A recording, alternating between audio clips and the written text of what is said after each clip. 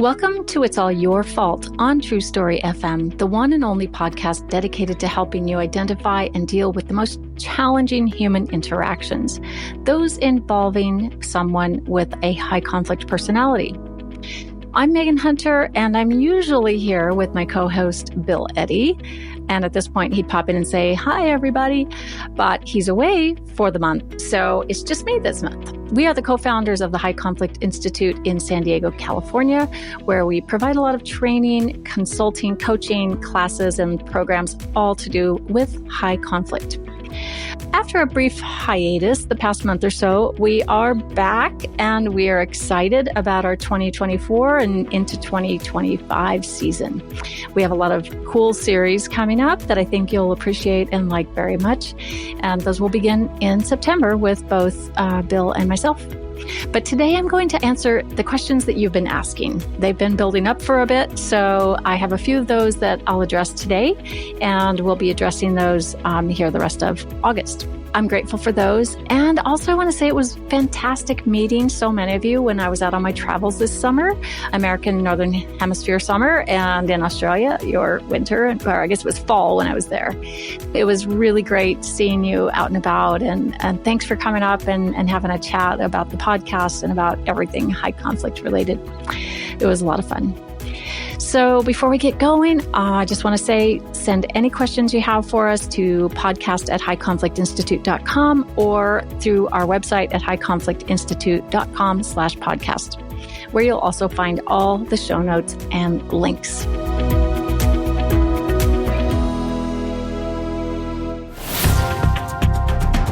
All right. So if you are in the Northern Hemisphere, I hope you've had an enjoyable summer. If you're down in the Southern Hemisphere, hold on, because summer's coming, right? I'm based in Arizona, where it's super hot. By super hot, I mean, like 110, 115, which is, 41, 42 Celsius. So it's every day it's hot. I want to go somewhere else for the summer. And they always say, right, that it's in Arizona, at least it's a dry heat. But I always think of it as a dry heat, like the inside of a kiln. So, each to his own, right?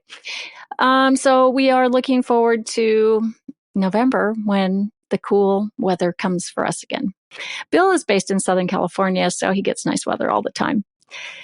Lucky Bill. Anyway, so a couple things, brief updates. I spent 3 weeks in Australia in June training the National Employment Service agency. And just had a fantastic time. We did a training in Melbourne. Then we went to Sydney, and the third one was in Brisbane. And we finished the trip with, I was keynote speaker at the First Nations Employment Conference in Cairns, which was just fantastic. And it was vibrant and alive. Just really fascinating group to talk with, and had a lot of fun. So great trip. Got to take my husband Paul with me, and go to the Great Barrier Reef and Airlie Beach and Port Douglas and Hobart and all kinds of fun stuff. So thank you, Australia. I love you. And then Bill and I both spoke at a big conference, a labor conference in New York City in June, at the end of June. And it was 3 big organizations put together in one triad conference. So it was a highly attended conference. It was super special, really amazing people doing amazing work. And, big shout out to the Federal Conciliation and Mediation Services who invited us. And we had a great time. Can't wait to meet more of you. I've been teaching a new class in May and in July called the Conflict Influencer class. The first one in May was for step families. The one I'm currently teaching in July, August is for co-parents, which obviously also consists of blended families. But it has been fascinating, absolutely fascinating. Mostly parents involved, but we've had a couple of professionals. And in the current group, a guardian ad litem has been attending. I tell you what, that has been truly valuable, because that person has learned and heard from parents in a way that they've never heard before, just a very different perspective. And the parents are learning from this person, just through conversation, about the realities from, a different perspective. So it's been just tremendous. I've learned a lot about what to talk about and what to teach, what's important. And what I learned is it's the very basic, simple skills like BIF, ear, calm before think, making proposals, making agreements, pretty revolutionizing for parents. So I'll teach another class in September, and it's open to everyone. So let us know if you want to attend that. I'll put the link in the show notes. Bill's teaching some Bullies webinars in September, October, and November. So I'll put those links in the show notes as well, because those are going to be fantastic. All right, now let's get to asked and answered. You ask the questions, I will answer them. So the first one, very easy one for me, thank you. What are the 5 types? Explanations, please. Thanking you in advance. So the 5 types, we talk about the 5 high conflict personality types in, that's kind of the foundation of everything we do. It can be a little bit confusing. And I'll say right here at the outset, it doesn't really matter that you understand so much about each type, because when we talk about the high conflict personality pattern of behavior, right, all 5 of the types seem to exhibit the 4 main defining characteristics repeatedly. It's just a pattern that repeats itself. When you get down a little deeper, you see what's happening with the 5 types, and you can get more nuanced in your responses, in your ear statements, in your BIFs, all of those. So the 5 types. The first one is, and I'll say first, they're all driven by a fear, right? If we think of ourselves as an operating system, each human being is an operating system, and we all have, pretty similar programming. Someone came in and went, donk, donk, donk, donk, donk, and, typed all this code. So we're all going to have a fear of something. We have fear responses.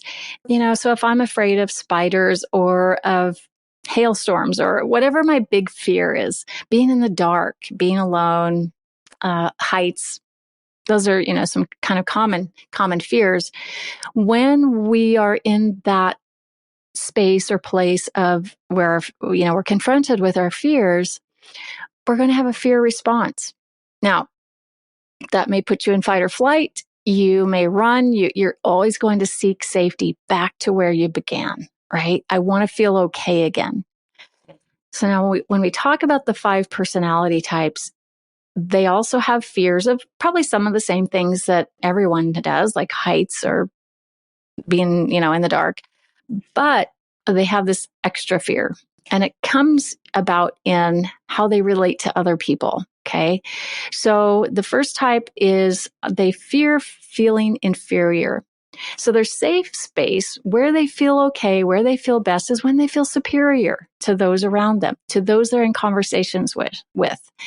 So as soon as they feel inferior, and it can be their own perception, right? It might not be a reality for you, but it's how they've perceived it. It's what they're feeling inside, because this is all about the brain, and this is just their programming, right? So if they feel inferior, they're going to do whatever it takes to feel superior again. So that might mean puffing themselves up, saying something amazing about themselves, putting those around them down, dissing someone, right? So it might be kissing up, kicking down, but it gets them back to feeling in their safety zone, which is to feel superior. Makes you feel like garbage, but they're back to their safety zone and they aren't thinking about how it made you feel. Doesn't cross the radar. Okay. One thing I want you to have in mind is that this fear-based operating system just isn't optional, right? And I think, what we hear from people a lot is, people make choices. Yes, they do make choices. But when you're programmed this way and it's a fear-driven thing, fear is powerful. That amygdala in the right hemisphere is powerful. So fear response is pretty powerful. And it makes it so that it's all about me, my needs in that moment.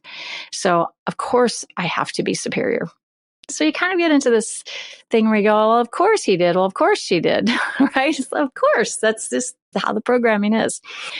So the second type is kind of the love you, hate you. Another way to look at it is just this, the safety zone is to feel connected and attached, right?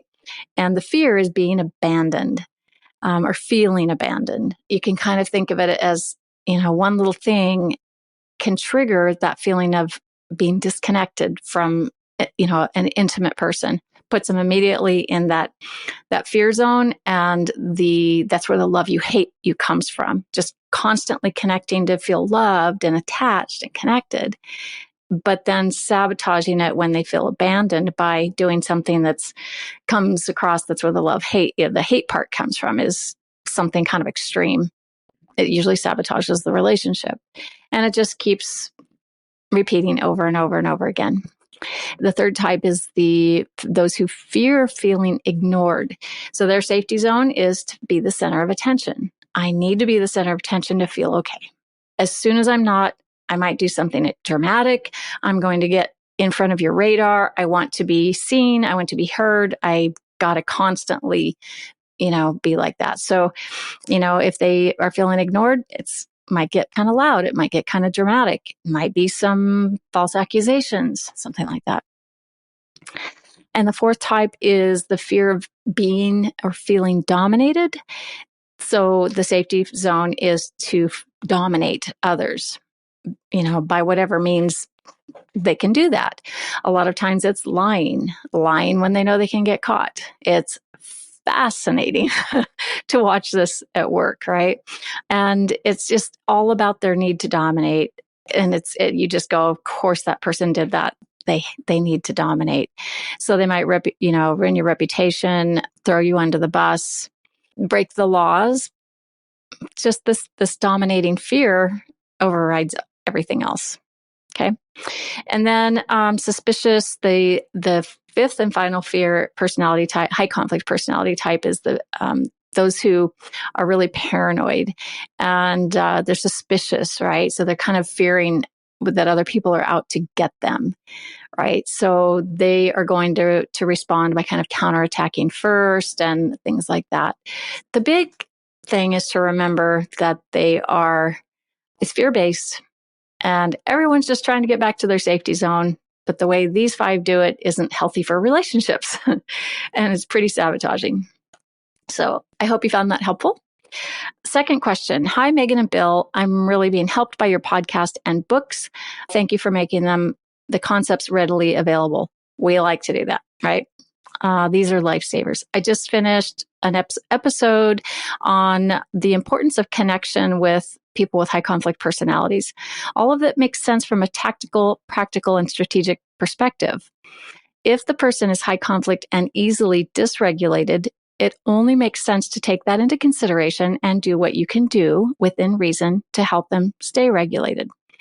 But can you speak to the tension between fostering appropriate connection and inappropriate placating of the person such that they become or carry on as an emotional bully in the midst of a group? We have an HCP in the center of our extended family. Family members walk on eggshells around him. It can feel like he's the gorilla in our midst who must be treated with kid gloves. Some have encouraged my husband and me to just do what he wants so he will stop making us be the targets of blame. It seems wrong to let him bully us or others, and yet we clearly see how his MAD leads to escalating conflict, MAD being misassessment danger. Could you describe specific behaviors or approaches that tease out the nuances of the tension between empathy, attention, and respect, and placating the gorilla? Thanks so much, and definitely let me know if you use this question on the podcast. I'll let you know. So what you're talking about here is connection, right? And it's one of the key principles in interacting with someone with that high conflict brain, right?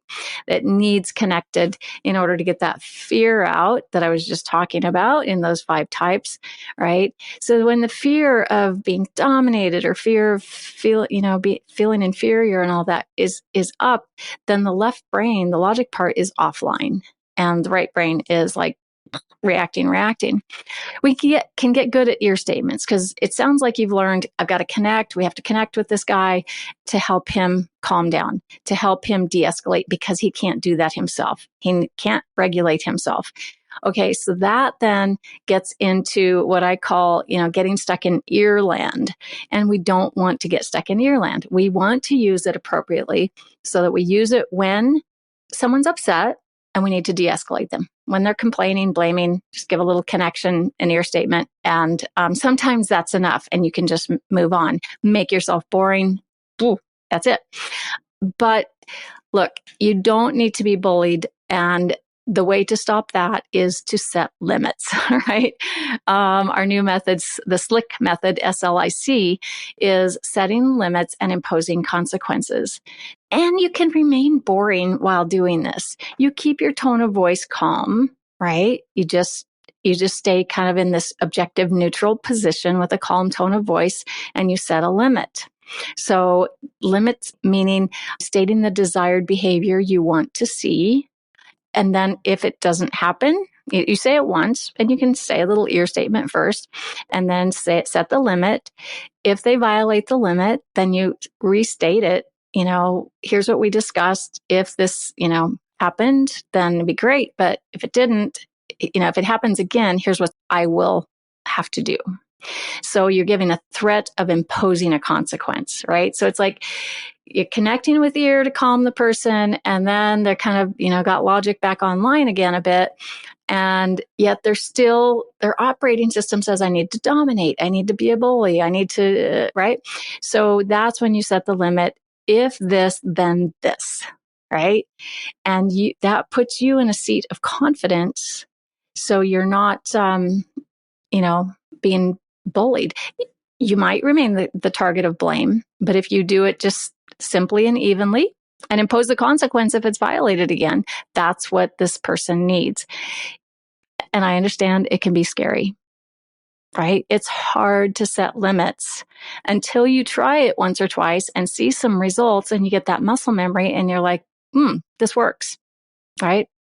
It has the most potential of working, and it protects you while you remain boring, right? And you don't get involved in back and forth. It's just, here it is. And then you don't have to say anything else. There's no laws or rules saying you have to get super involved and engage in a lot of back and forth. No, set your limit. Connect, set your limit. That's what you do.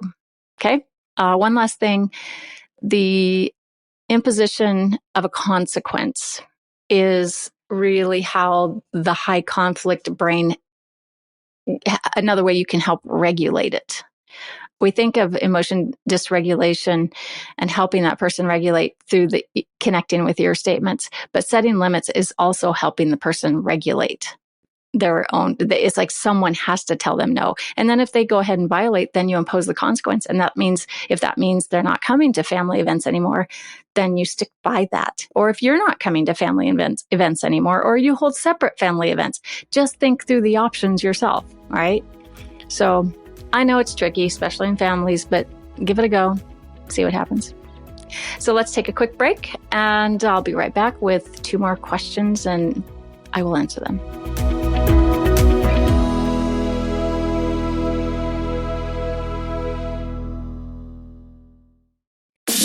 Hey mediators, if you ever seem to get stuck in some mediations despite using your best skills, the same skills that work in most of your other mediations, it might be because one or more parties may have a high conflict personality. If so, there is hope for helping them. We offer a training for family mediators and another one for all other mediators to learn the necessary skills for handling your high conflict cases. Bill Eddy's settlement rates increased from around 75% in high conflict cases to above 90% using the New Ways for Mediation model he created. These trainings are a combination of on-demand, which you can watch 24/7, and Zoom training directly with Bill. You'll find the link for this in the show notes below. Sign up at highconflictinstitute.com/upcoming-courses. Email us at info@highconflictinstitute.com, or just send us a message through our socials. All right, we are back, or I am back with you. Right, here's the next question. I do PR for a small municipality in the South. For those outside the U.S., means the southern part of the United States. New council members were elected in November and took their oaths of office in January to serve alongside their other fellow council members and mayor. One of the new council members exhibits high conflict and narcissistic behaviors, most notably of which are explosive anger anytime one does not agree with them, followed sometimes by targeting, and a lack of self-awareness that is almost uncomfortable to watch. And here's my question. How do staff members and department heads who have less power and authority than council members interact with the high conflict council member? Keep up the great work and thank you. Thank you. All right. So look, when there's that sort of power structure, it can be intimidating, right? So you've got both department heads and staff members, and they both have less power and authority than the council members. So you've got this one who's being disruptive. So is there a possibility that one of the department heads or, whoever's staffing the meetings or whoever's the chair introduces a respectful meeting policy? Okay. We have that on our website. I'll put it in the show notes, links. In so doing, you're providing some structure for the chair, mayor, whoever it is. And when this person becomes disruptive, then you set a limit, just like we talked about in the last question, set a limit, impose a consequence, and use the respectful meeting policy that your whole group has agreed to as the source for getting this unruly member back in order. Okay. So it's the same. You're going to use the same skills, whether you're staff or department head, and whether it's in the office or it's in a meeting, right? So you're going to connect with ear statements. You're going to help the person analyze options or, ask them choices, to make choices between two or more things. Ask them for proposals or make proposals, right? All the same skills that we teach at every level. Responding to misinformation, all right?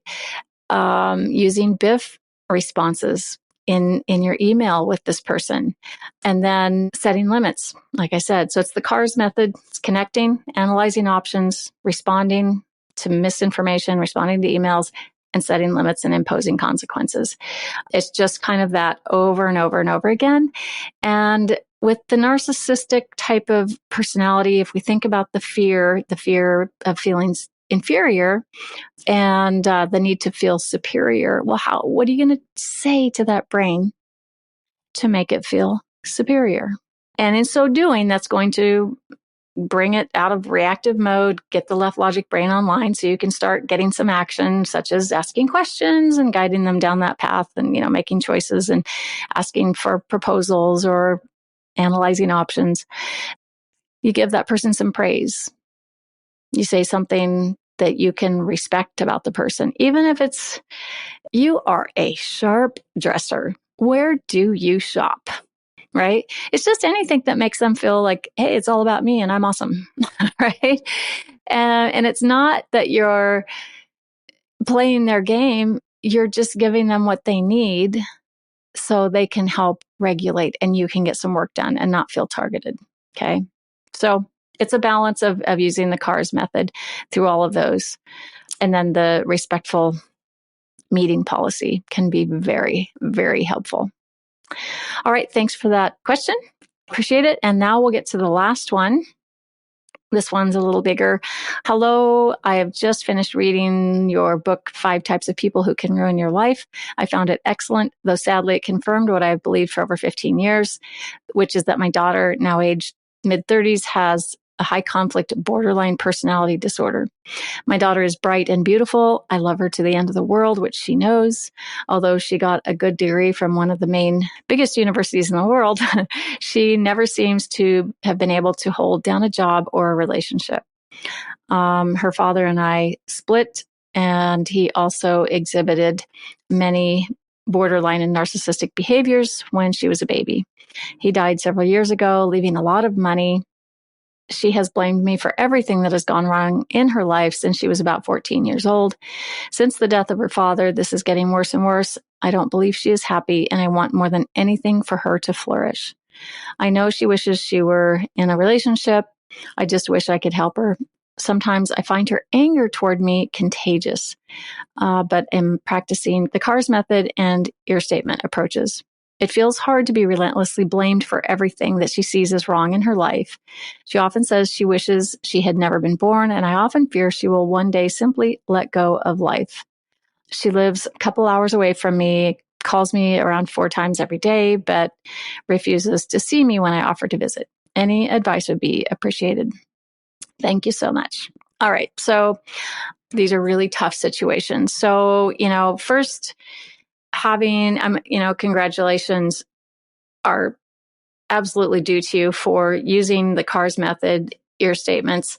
But you also don't have to just, what did you say here? It's hard to be relentlessly blamed for everything she sees as wrong in her life. So how do we turn that around a bit? Like you've using the CARS method. So connecting with an ear statement. That right brain is like, it's on fire. And when it's on fire, it's all or nothing. It's like, you are the one to blame. You are all bad. It's just everything is seen as negative, particularly with the most intimate person in their life, which happens to be you. Okay. So you're going to get the love, hate, the push, pull. And so look, it takes some effort and you are adapting and you're doing the right things. So connecting with ear statements, something that makes it about her, helps her regulate. Empathy works very well. Like, oh, honey, I see that this has really been a tough time for you. Or, look, I know you'd really like to be in a relationship. Yeah, I understand that. All right. So it's just keeping calm, using ear statements where appropriate. When the complaining or blaming starts, you could give a little ear and then shift it into a think action. A think action being something like to give the ear statement and then you say, what's your proposal for, kind of going forward, moving past this, right? So it's like you're guiding this person into left brain, into the logic, into the problem solving and thinking about things. You get a double bonus here. You're getting them away from all the reactive emotional stuff and connecting with them because that's the key. And then also opening up that logic brain into thinking, which is where there are a lot more calm things happening and makes them feel calmer. So whatever you can do to get her thinking in those moments, and that means thinking about things that she can do about her life or analyzing those options about things. Well, it's, what options do you have? What, I know a lot of things you've tried, but are there some other things you might think about here? So you just experiment. The great news is, a lot of people are walking on eggshells like, oh, what if I say the wrong thing? You're going to get a lot of practice. You already have had a lot of practice. So just stick with using ear and connecting. And then, getting her thinking through options, through choices, through making proposals or giving her proposals. And if she's sensitive about, you giving her a proposal about what to do about this current life situation, then ask her for a proposal, right? And then set limits. That's probably one of the biggest areas we're lacking is setting limits about the abuse we take. You can, you can end a conversation. You can stay connected and say, well, let's switch to a different conversation because I'm not, this isn't one I want to be a part of. Use your words and just try it. When there's another flare up, accusation, a blame, another complaint or something, then, just use a little ear again and then get her redirected into the thinking brain with choices, options, and proposals. Okay. And if it's, just going badly, just say, look, I've got an appointment or I've got, I always have an appointment set up for something. Or, I've only got 30 minutes for this phone call. We've only got a couple of minutes left. Is there anything else you want to discuss before we get off the phone? Something like that. So I'm going to put some links in the show notes. There's a book by Sharina Rooney, who's in the UK. It's called The Big Book on Borderline Personality Disorder. Sharina is one who struggled with this herself, and she's written a brilliant book that's not all filled with depression. It's filled with hope and actual strategy. And then a couple of books by Amanda Smith. One for families is called The Borderline Personality Disorder Wellness Planner for Families. My little publishing company, Unhooked Books, published this book, and it is brilliant for families. And I wish it were flying off the shelves because it should be. It's just amazing. Written by Amanda Smith from Hope for BPD. Okay. I hope that was helpful. We'll put all that in the show notes, and I'm really thrilled that to be back, and I appreciate all of you listening today.